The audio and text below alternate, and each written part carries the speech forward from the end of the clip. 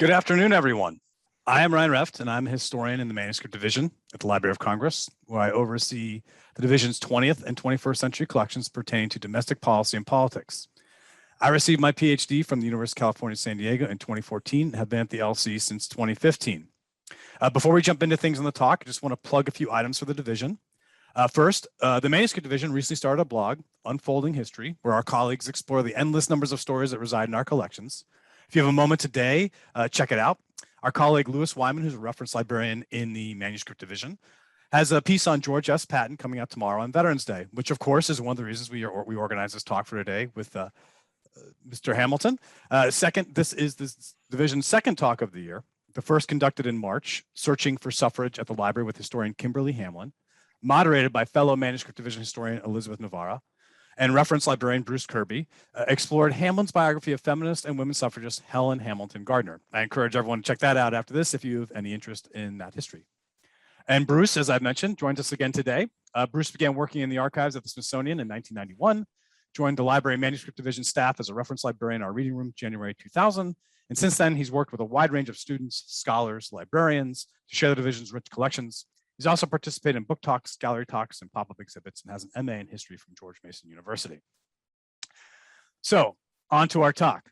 A few years back, I was fortunate enough to curate the library's exhibition on World War I, Echoes of the Great War, American Experiences of World War I, which included a section on government surveillance and censorship during the war in the US, with a special attention to the creation of the Committee on Public Information, CPI, which under the leadership of George Creel attempted to control, shape, and disseminate information toward building and maintaining public support for the war in the United States.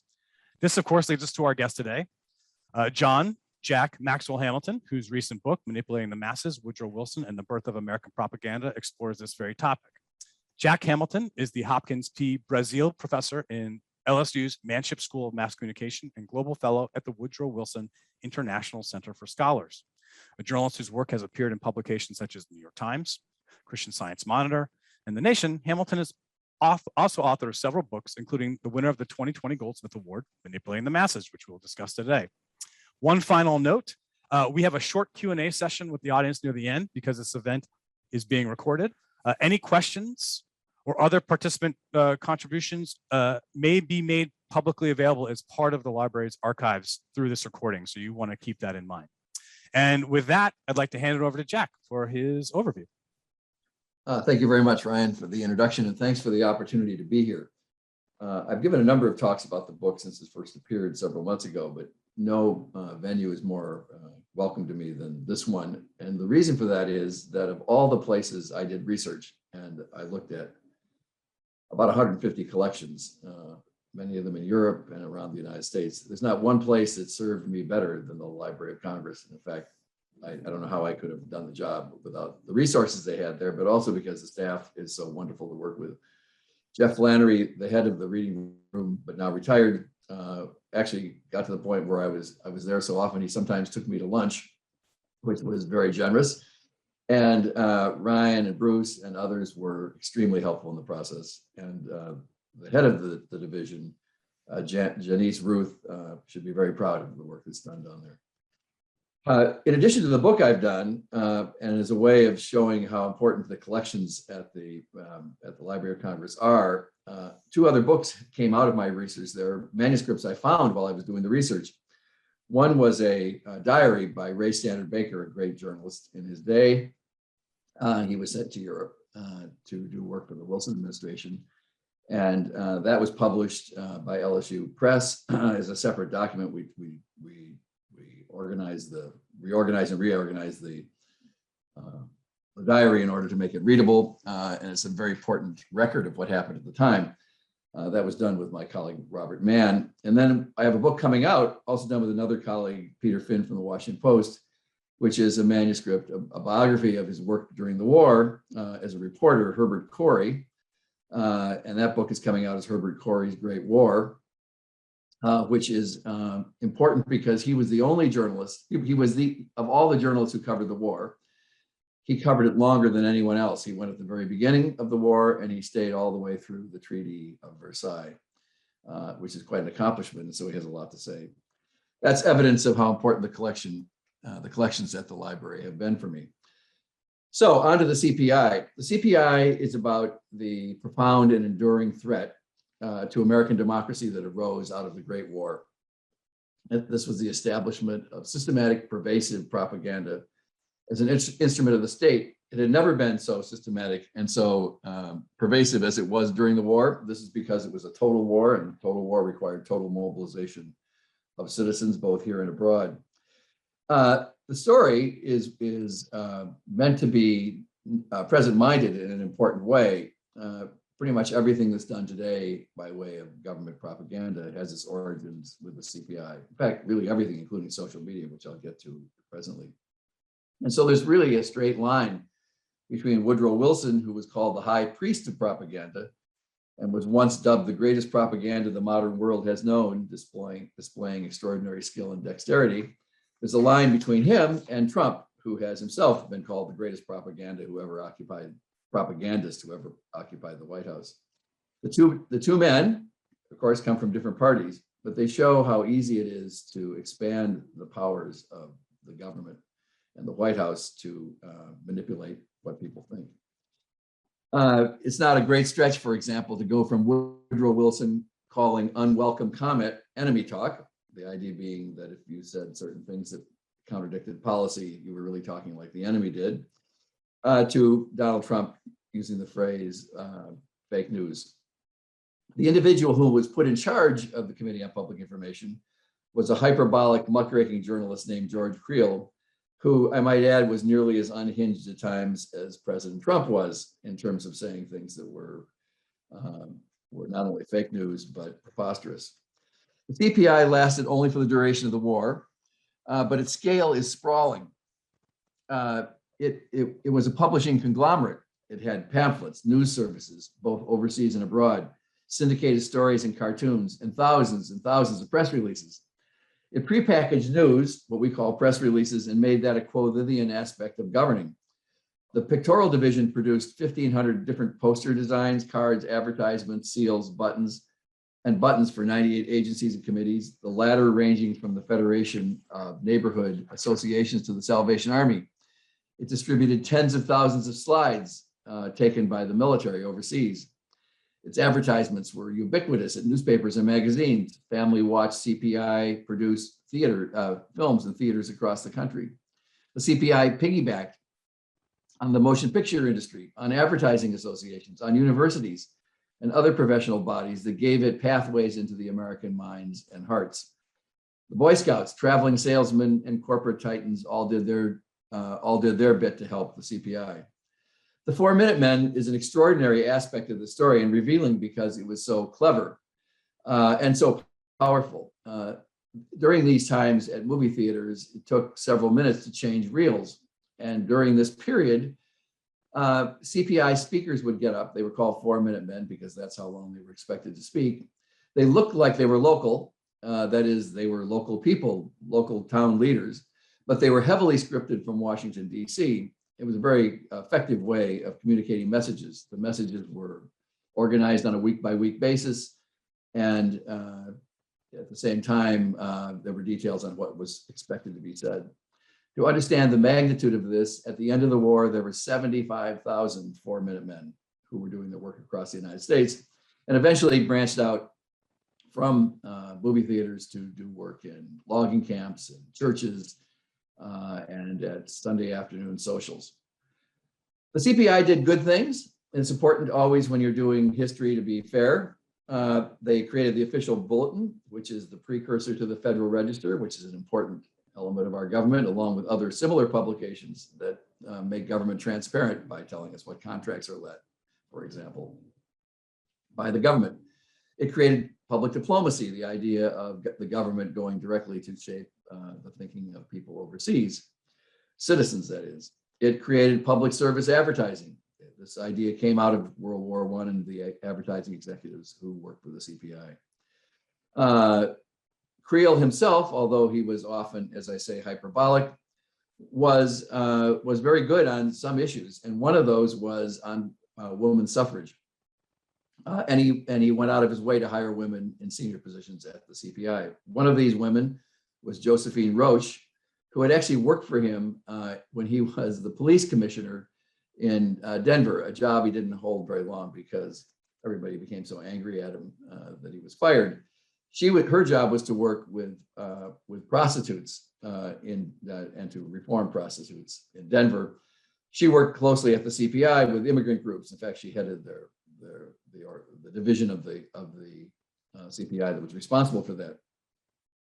But there were also things the CPI did that were really antithetical to democracy, to the democracy that they promised to promote. Creel said over and over again, in roughly these same words, that his job was to emphasize the committee as an information service, for the Germans had grimmed propaganda until the word stood for corruption and deceit. I was to spend no dollar on a secret errand or to try to camouflage a single activity. Above all, I must guard against appeals to hate. In fact, he did all of those things he said he didn't do, starting with front organizations that work with labor and immigrants, for example, and also overseas, that looked like they were grassroots organizations and sui generis, but in fact, were funded and directed by the Committee on Public Information. He claimed he never did censorship, but of course he did that too. He didn't have official legal capacity to do censorship, but he had referred authority due to the censorship authorities that belong, for example, to the Army and the Navy, as well as to the post office. And he had the ability to pressure people to not say things he didn't want them to say, because they realized he had control over he had so much power, and also because he could control, for example, paper. And paper was in short supply during the war, and newspapers had to worry about whether they would be supplied. Creel actually, in a moment of weakness, of which he had many, once admitted, in fact, that he did many of these things. In a speech in 1921 in Chicago, he said, with the existence of democracy itself at stake, there was no time to think about the details of democracy. There's an iron law in propaganda, as I say in the book, and it's that only the enemy does propaganda. In fact, you'll notice that Creel said the Germans did propaganda and he didn't. But in fact, of course, we did propaganda, and really all of the belligerent countries did propaganda in more or less the same way. That is, they used the same tools, sometimes because of their culture, for example, and political traditions. They may have done it slightly differently, but the ways they went about it were roughly the same. At the end of the war, the Encyclopedia Britannica came out with a new edition and had a long section about propaganda, which, by the way, there had been no reference for propaganda in the earlier editions of the Encyclopedia Britannica. And under that definition, under that section, it was written that the quality of propaganda, it is a quality of propaganda that high-minded persons on both sides commend their cause by identical arguments, and that high-strung persons soon come to believe what they wish to be true. And this is an important aspect of propaganda everywhere, which is it's not just bad people who do propaganda. In the case of the CPI, it was actually well-meaning progressives who ended up beginning to realize that the results they wanted were more important than the means. They resorted to fear and hate mongering. If you take a look at the cover of the book, there's a poster, Joseph Pinnell's famous poster. Many historians have thought that wasn't a CPI poster. It's a poster showing that the Germans are bombing New York City, which of course is ridiculous. That never could have happened. You can see right under the statue, by the way, you can see the Statue of Liberty's head on the ground there. That was a CPI poster, and it was commissioned by the CPI to help promote Liberty bonds, and the CPI both directed that it be created and helped in the production of it. Also, of course, the CPI provided, as propagandists always do, they provided tendentious information. That is information that was tilted in their direction. They went so far at one point as to publish a column that was distributed around the United States called Official Facts. The CPI was also used non-consensual means to encourage people to support them. That involved, of course, invoking patriotism, but it also involved just the fact that the propaganda itself was so ubiquitous. William Johns, a very famous advertising executive who was also the head of the CPI advertising division, sent back a postcard once when he was traveling near Denver. And he pointed out that, and I'll just quote you what he said. He talked about the Virgin Mary-like nurse in the Red Cross poster that the CPI had produced. It's a very famous poster. And the poster, he said, was in the windows of towns on the prairies, towns hardly as big as this postal card in the flat, arid lands. You could not go anywhere without seeing a CPI advertisement for what it wanted to do. You couldn't have fun by going to the movie without hearing about the CPI, either watching CPI films or listening to 4 Minute Men. You couldn't pick up the paper without seeing something from the CPI. And you couldn't walk down the street without seeing something that had been produced by the CPI. All, of course, being done with taxpayer dollars. If you think about it, it's sort of an exercise in the taxpayers' dollars being used to shape what they think about the world. I mentioned that that public diplomacy was one of the pluses what the CPI did, but it's also true that they oversold what Wilson's plans were for the post-war world, and that had a deleterious effect on expectations. Also, of course, by promoting so much hate, it made it more difficult for Americans to be sympathetic to the Germans when it came to the peace treaty. I'm going to make a couple of connections here for you of things that came out of the research that I think some people will find interesting. One is that it became very clear to me that there's a connection between political campaigning and propaganda. We can see that today with, for example, Barack Obama learned how to be very effective with social media. And as soon as he came to office, he created an Office of Digital Strategy, which had more people in it, by the way, than the press office, his press office. And half of the people who worked in that office were people who had worked on his campaign staff. We can see it with President Trump, who campaigned using Twitter and continued to use Twitter when he was in office. In the case of the CPI, I argue that one of the reasons that Wilson actually won the 1916 re-election campaign was because of the publicity bureau that was put together by the campaign. And it was run by an extraordinarily effective man named Robert Woolley, a former journalist and political operator.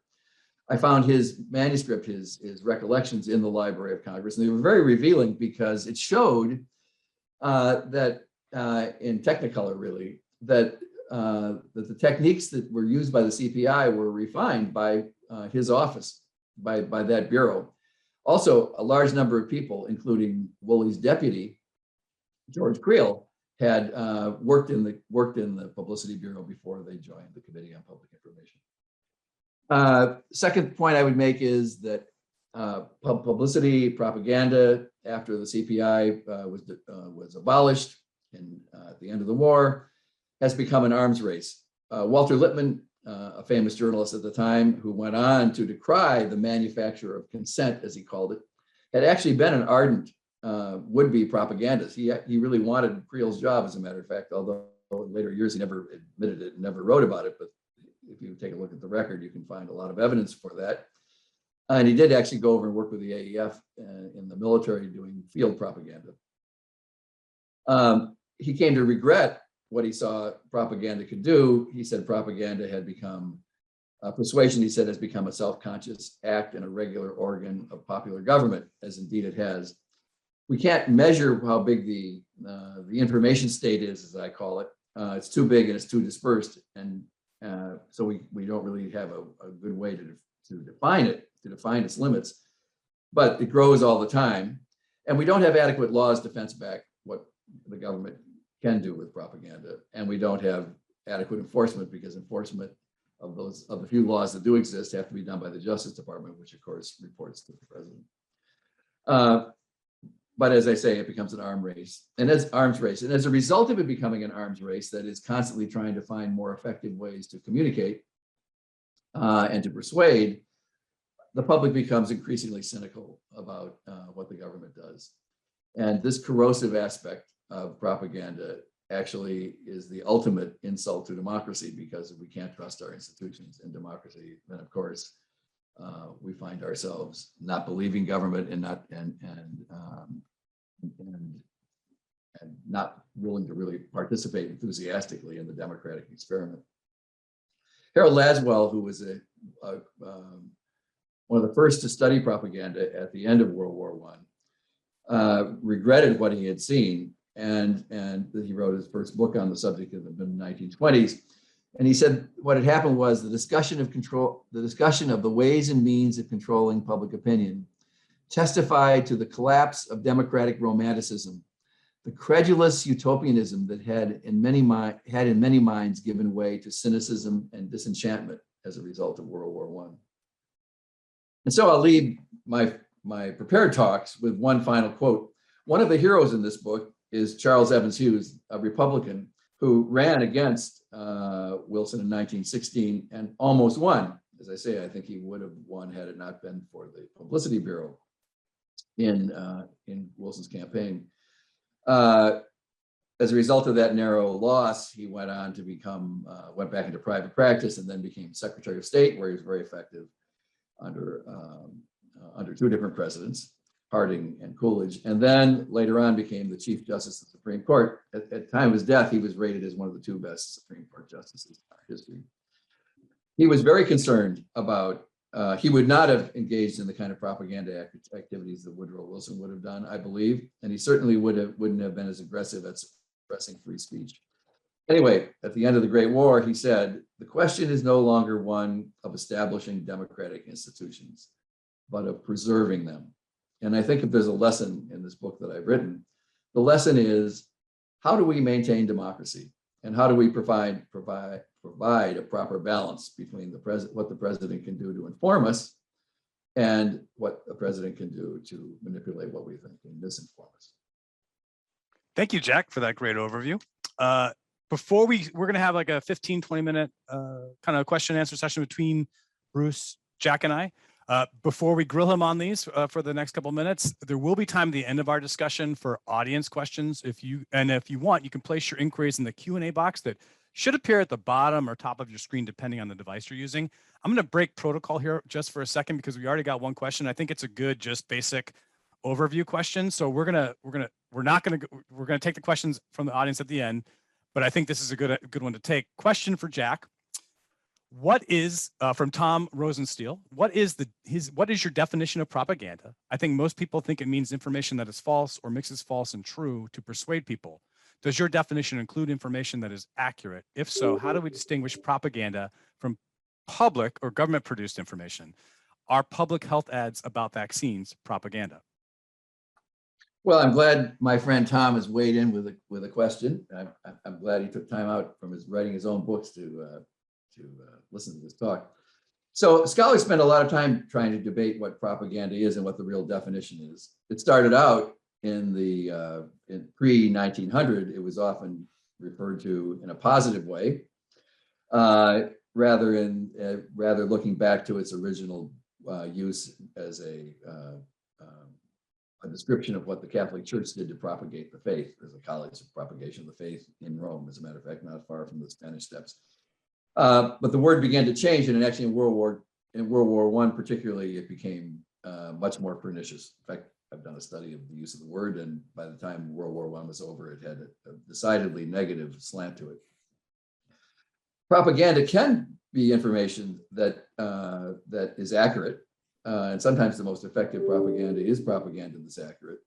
The information that's accurate, but it has as its primary goal the object of trying to get people to think what you want them to think. And Tom, being a journalist himself, having been a journalist and coming from an important journalism family, knows that journalism's job is not necessarily to get you to think a specific thing, but to get you to know a lot of facts and come to your own conclusion. That's not the goal of a propagandist. The goal of a propagandist is to get you to think what he or she wants you to think. Great, Tom, thanks for that question. So moving on to ours, one thing we were wondering, Bruce and I, was that the way people encounter and absorb information has changed tremendously throughout our history. In the colonial era, newspapers play a very big role, as they do in World War I. But that information came filtered through individuals who could read, such as a local religious leader or leaders, because literacy rates were just lower. Today, information is arguably less mediated by figures of authority, but more greatly mediated by technology, though certainly based on the role of the 4-minute men as you described it and the popularity of films and movies at that time. Technology obviously played a role in 1917, 1918 as well, and of course 1914, 1915, 16 for the European belligerents. How did the average citizen engage information? How would you explain CPI's role in this context? You mean, I want to be sure I understood the question. You mean, was it contingent on people being literate, or was it? I think what I'm asking is basically they're less mediated by individuals and perhaps early in the 20th century as compared to colonial era and other eras. How much does technology play a role in mediating this, since that seems to take the place more than the individual perhaps had in previous eras? I think I see the point. Yeah. So actually, let me go back and provide some deep historical context. Every time a king put on ermine robes, they were conducting propaganda. It was a way to make themselves look more lustrous and therefore more like the kind of person you would respect and follow. So propaganda isn't a brand new idea, although they didn't necessarily use that term.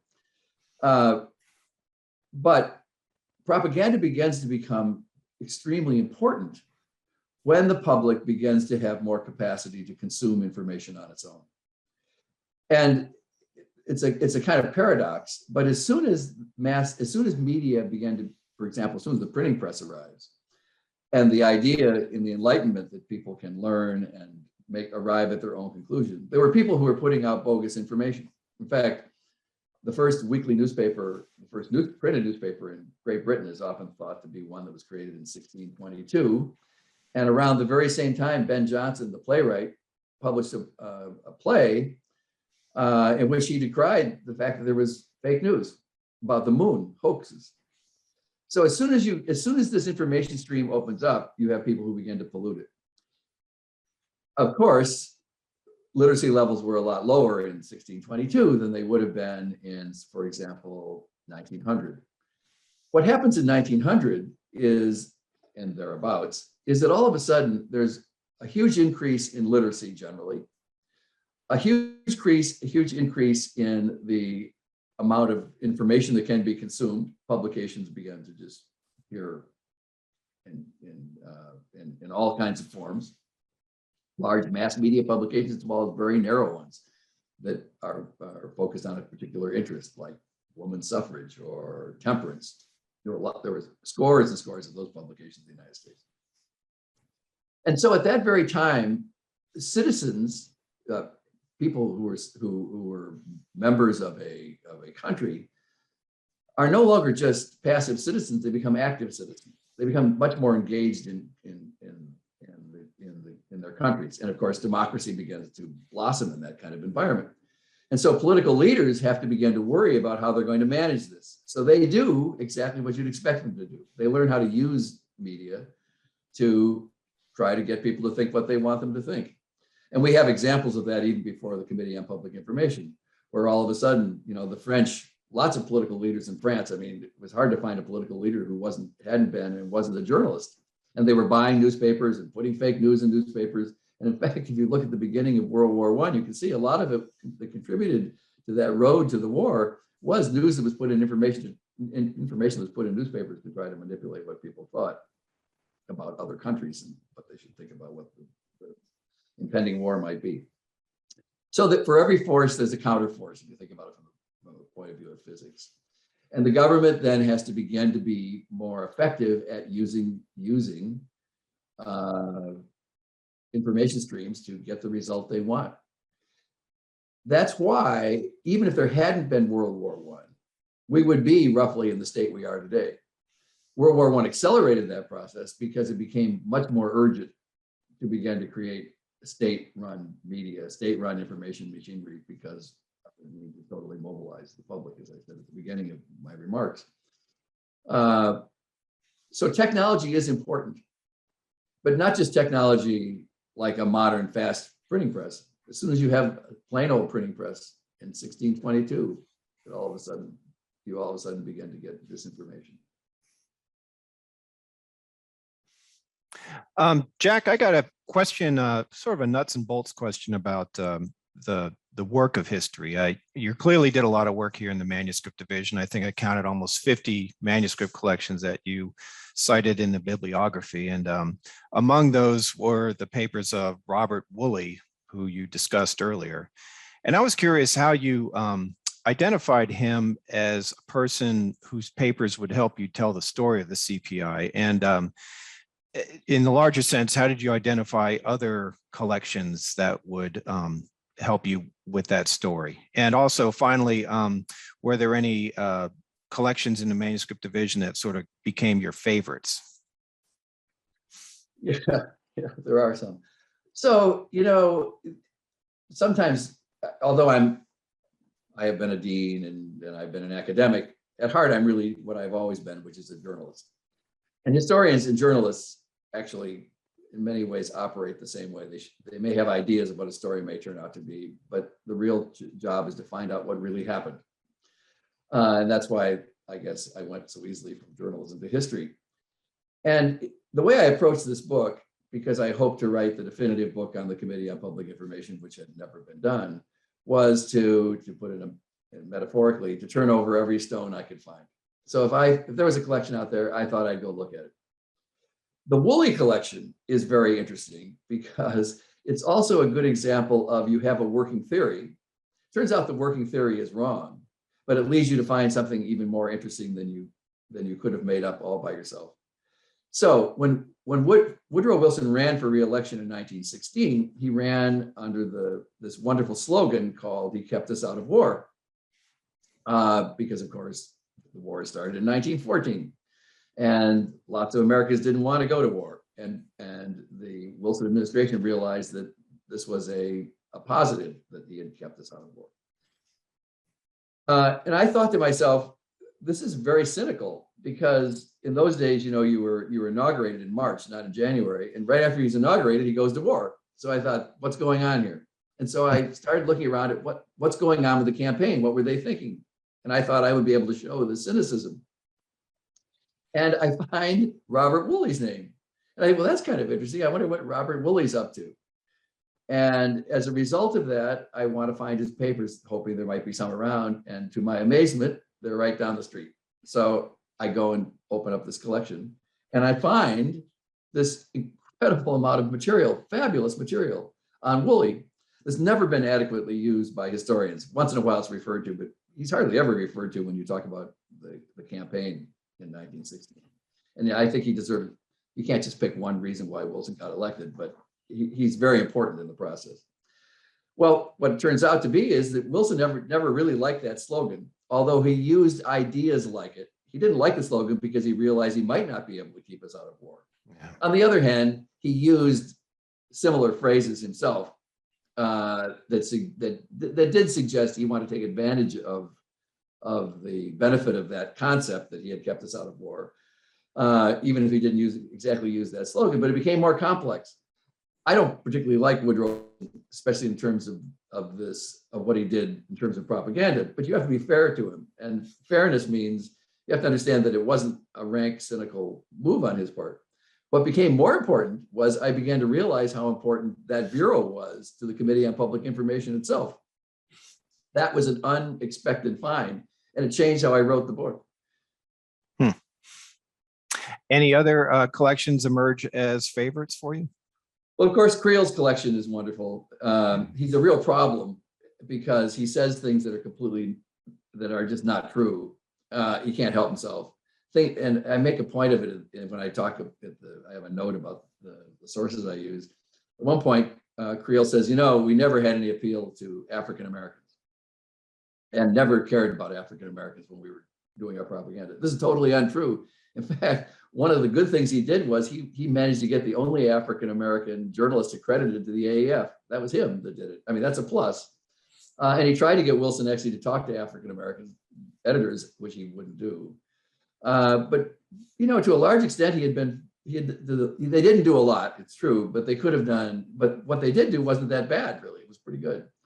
And so why would Creel say that? So his collection's wonderful, but the problem with it is you can't trust anything he said, because you have to go check it out. And I've never encountered anybody I've written about that is that difficult to pin down.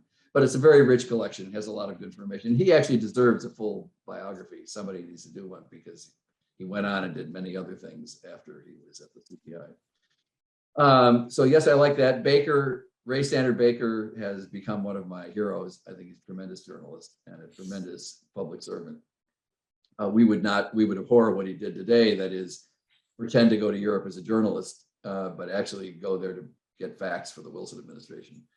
But that was a different time, and you have to understand that in the context of the time. There just weren't the rules that exist today. So his collection is also excellent. There are others, but those are ones that come to mind. Okay, let me go back to George Creel for a minute. It seemed at several points that he was concerned with the reputation of the CPI or with himself, and he would wade into controversies defending either the organization or himself. But by the same token, he did, you point out that he did little or nothing to sort of weed out the unflattering comments from his papers when they were donated to the Library of Congress. And I was wondering, did you get the sense that Creel or any others involved in the CPI sought to influence the historical record by either the documents they preserved or the institutions they left their papers to? I got to think about that question.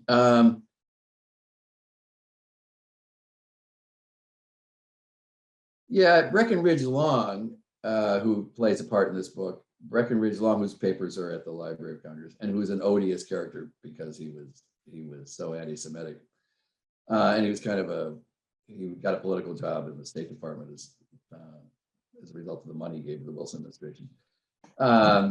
You know, you could see him writing a lot of things in his diaries that were self-aggrandizing. But of course, he obviously thought it was okay to be anti-Semitic, and he had those things in his diary too, which don't reflect well on him. I think the person, however, who's, and this is a notorious case, this won't be some revelation, who is so utterly egregious about thinking ahead to how they'll be seen, is Colonel Houts, whose papers are in Yale.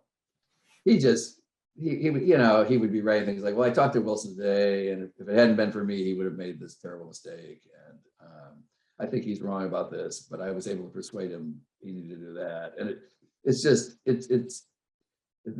honestly rather disgusting from my point of view. He just became the kind of person I really didn't like. In some ways, you kind of like Creel, and people actually, individuals loved his friends loved him because in real life he was warm and crazy and witty and could be a lot of fun and self-deprecating, which he wasn't in his writing, but in his in real life he was.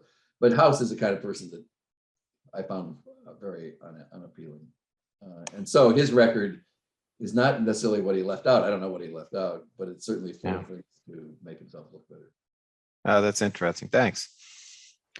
So returning to the role of women, you mentioned Josephine Roche, obviously.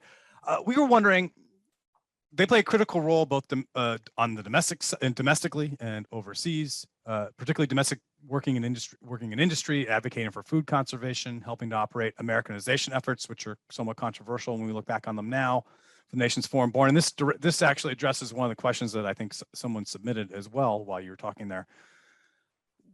Domestically, working the CPI like Roche did, how indicative of women's governmental role in the war, particularly through Americanization efforts in CPI, was she? And how did these efforts regarding Americanization also underscore CPI's concerns about the nation's large portion of immigrants and foreign-born? Well, the CPI didn't exist to promote women's rights. I mean, they didn't exist. They weren't fighting for the vote for women. And as we know, Wilson dragged his feet on that a bit, whereas Creel had been very supportive of it. I think it's fair to say that when Creel put women into jobs, he did it just because he thought they'd be good at the job. I mean, you don't see any writing where he said, I think I ought to hire somebody because she's a woman, or I don't think I should hire somebody because they're not a woman. I mean, he just hired women that he thought would be good, which is pretty much the way it ought to be when you think about it. Josephine Roche was very committed to working with immigrants and helping them. And she, she later went on, she was in the Roosevelt administration, and her family owned coal mines in Colorado, and she was quite an enlightened owner later after the war. She ran for office but didn't win. But as to your question on how important the immigrants were, the immigrants were very important because they still often spoke in the United States, spoke their own languages, read their own newspapers, and because they were other in a sense, there was concern that they could be subversive. So a lot of people, probably the average reader, wouldn't think much about this, but it so happens my grandparents were Swedish and in Minnesota, and they were more sympathetic to Germans in World War I. I remember my grandfather talking about it than you would expect, but it's because they had a long memory of Russia, and they didn't like the fact that Russia was an ally. So the Swedes were a problem. Were seen as a problem, and of course the German Americans were seen as a problem, and Austrian Americans were seen as a problem, and Hungarian Americans were seen as a problem.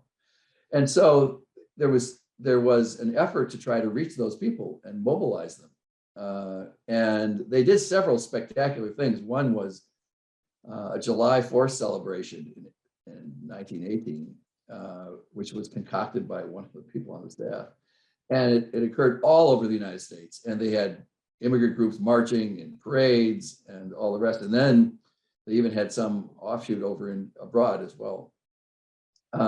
So yeah, they saw German Americans particularly as a real threat, and they demonized them, even at the same time they were trying to reach them. I mean, that was a separate arm of the CPI, but you can look at posters where Germans look like gorillas and monsters.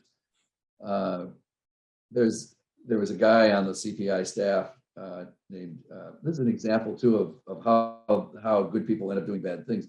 Samuel Hopkins Adams, one of the great journalists of his time, really the first consumer affairs reporter. And he was also a writing machine. He just wrote and wrote and wrote plays and books and novels and nonfiction. And during the war, while he was a $1 a year man for the committee, he wrote a book called Common Cause, which is about a young newspaper man in a small Wisconsin town who's being attacked by the oligarchs, the people with money, the plutocrats, and being attacked. He's a progressive journalist, and he's being attacked by the German Americans. And when you read this book, you're thinking to yourself, you really like this guy. He's a courageous journalist, and you're okay with him going after the plutocrats, I guess. But he's just, it's the most virulent anti-German rhetoric. And in the end, the plutocrats decide to save him. They had been trying to put his paper out of business. They saved him for the simple reason they want him to go after the German Americans.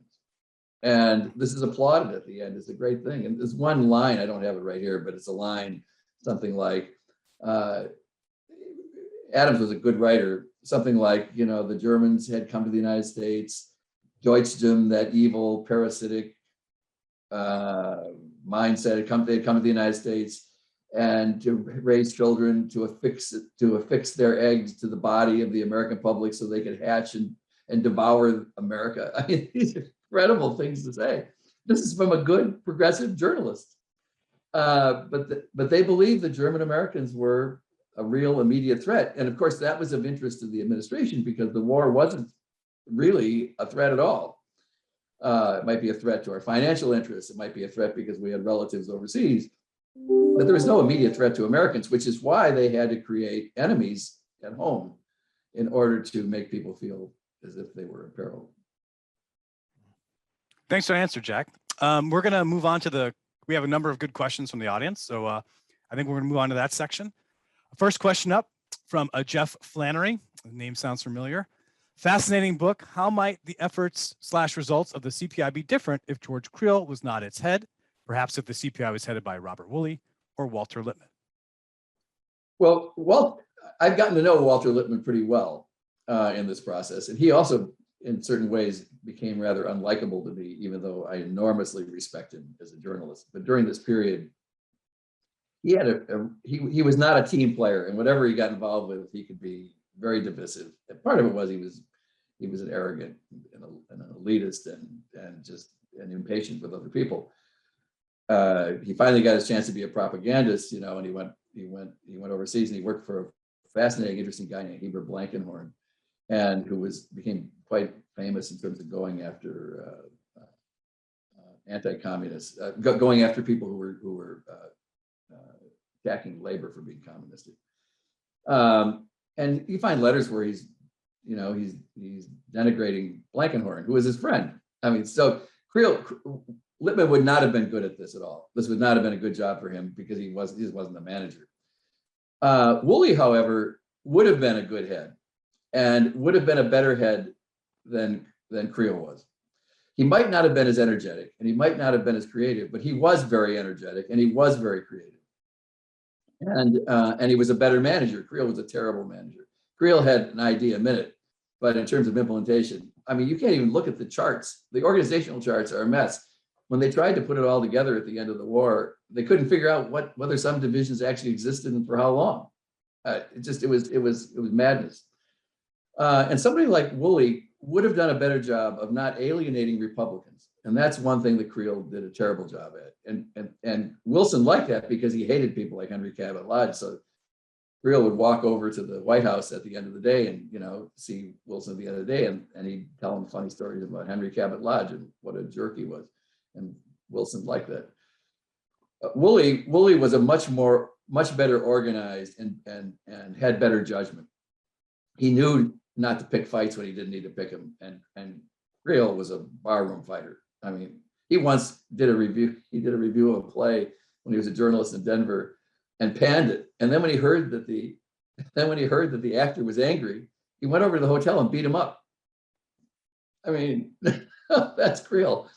So, and there's actually an important side to this. That doesn't mean that it still wouldn't have been propaganda and it still would have been pernicious. But it might have been that the CPI wouldn't have had to be discontinued at the end of the war. And it should have actually carried on. And that's one of the arguments I make in the book. When Wilson really needed propaganda was when it came to selling the treaty at home. And if he had been more flexible, frankly, if he'd just been more flexible, he would have gotten what he wanted. If he didn't fight for what was called Article 10, which was a mutual defense pact, he probably could have gotten that and a couple other things. He could have gotten the treaty, but also he didn't even want propaganda. He figured I could just say, he figured he could do his own propaganda. And this was a tragic mistake. And he could have gotten what he wanted. If he had a better chance of getting what he wanted, if he had a strong propaganda bureau. He never created a replacement for it. And it could have hung on for just 3 or 4 more months. That would have helped him 5 months, even if it didn't do all the things it was doing. But it was seen in Creel's hands as being highly partisan, which it was. And they want to get rid of it as fast as possible. The other thing I would say is if Hughes had been president, I don't know what he would have done. I think he would have gone to war. I don't see how that was avoidable. But I do believe that he wouldn't have been as interested in suppressing speech. And in fact, when he was Chief Justice of the Supreme Court, he was one of the leaders in advancing our modern version of First Amendment rights. Just to follow up on that question, there is one of the audience members, Theo Mayer, at the end, and you can touch on it briefly because you kind of answered some of this already. At the end of World War I, the CPI and most of the work Creel did seem to evaporate. Was there a deliberate intent by Congress to quash American focus, awareness, and remembrance of World War I? Why, until the centennial, did American conversation of World War I generally not exist? Well, that's 2 questions. The first question I think I did answer, and that is because even a lot of Democrats want to get rid of it. They were but particularly the Republicans. And it had billed itself as a wartime agency. The war was over and people wanted it gone. And the argument I make in the book, by the way, is that its creation was unconstitutional. And I think there's a strong argument for that because their budget wasn't approved by Congress, appropriated by Congress. It came out of a war fund. There was no advice and consent on the selection of Creel. It was all done without proper vetting. In terms of why, this is a good question about why World War I has faded. Only recently have we made plans to create a World War I memorial, which is going to be done in front of the Willard Hotel here in town. So that's taken 100 years to even get that done, which is really extraordinary. And I don't have a good answer for that. I guess maybe some people want to forget it. I don't have an adequate answer, and I don't think my speculating would just be a waste of time. Sure. I want to ask this question from the audience, because you discussed this to some extent, and this question you'll have to change the question a little bit, but I know that you talk a lot about soft power overseas in the book, the work of CPI in Europe. So Bruce Gregory asked, and again, he's aiming this more domestically, but I think there's a pivot there for you if you're interested. Congress has legislated restrictions on domestic dissemination of public diplomacy material since early Cold War. Public diplomacy and public affairs were treated differently. The State Department still has the position of Undersecretary of Public Diplomacy and Public Affairs. Are the roots of this distinction, which is increasingly problematic for technology and other reasons, in the CPI's foreign section and domestic activity? Right, but that's a statement or a question? It is a question. Okay, so I missed the question part. Okay. I think what he's asking you about, to discuss the role of public diplomacy and public affairs and how they might have been treated differently pre and post-war. He's talking domestically, but I know in your book you mentioned work overseas in Europe by CPI officials, and maybe you could discuss the work that in terms of soft power, as you note in the book. Right. Well, so I thought a lot about this because I do believe that the United States needs to do a certain kind of propaganda abroad. It needs to be enlightened propaganda, and it needs to be propaganda that's not utterly tendentious. It needs to be honest, but it's very important. Public diplomacy is very, very important, and Bruce knows this. I mean, he's one of the greatest experts. Bruce Gregory is one of the greatest experts on this. And so I think the CPI mismanaged how they did it. It was also chaotic. People didn't get instructions the way they were supposed to, and they didn't know what they're supposed to be doing on a given day, and positions changed all the time. But the idea itself was excellent, and there were several people who did the work who were superb, and one of them was a woman, Vera Whitehouse, who went to Switzerland, and is a hero in this book because she had to fight not only to do the job itself, but she had to fight the diplomats who didn't want her there because she was a woman and because they didn't like the idea of public diplomacy. And she was a tremendous success. So then the question comes up, what should be the rules? And Bruce is right. For a long time, all the materials that were created for overseas dissemination couldn't be distributed in the United States, but that's meaningless now because everybody can get everything everywhere because it's online. But I think the government needs, if I understand the question, I think the government continues to need to sell its message. That there was one of the heroes in the book is a man named Arthur Bullard, who was a muckraking journalist, an expert on foreign affairs, and particularly an expert on Russia. And he had been there during the 1905 revolution, and then he had gone back in 1917. He helped Creel start the CPI. And then he worked in Russia on propaganda in Russia. And one of the greatest failures the CPI had, and I won't go into it here, was being sucked into a disinformation campaign, which Bullard tried to dissuade them from getting involved in. But he did terrific work as a propagandist. And George Kennan, in writing about that period, said that nobody knew what was going on in Russia more than Bullard did, and that he was one of the best people we had abroad. And he wrote a series of letters. I think they were called Letters from an American Friend. And they're models of what public diplomacy ought to be. He said things like, we've made our mistakes. Here's how we made them. I hope you can learn from us. Here's what you could do better. It's very self-deprecating, very thoughtful, very honest, excellent work. And he also had ideas like, which of course the CPI wasn't going to do, but that they ought to be sent. He had ideas that were the forerunners of the Fulbright program, sending people to the United States for college education and things like that, academic exchanges, because he realized that public diplomacy has to have a long horizon, not just an immediate horizon.